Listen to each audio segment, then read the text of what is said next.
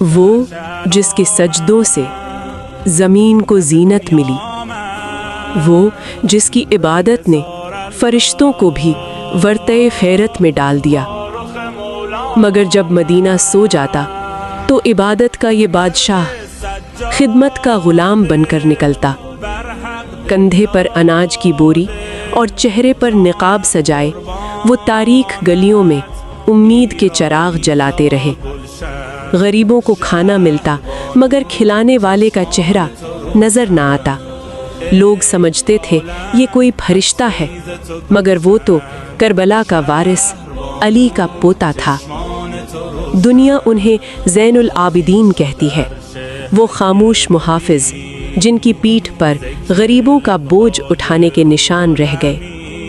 سلام ہو آپ پر اے سید سجاد۔ مولانا یا زین العابدین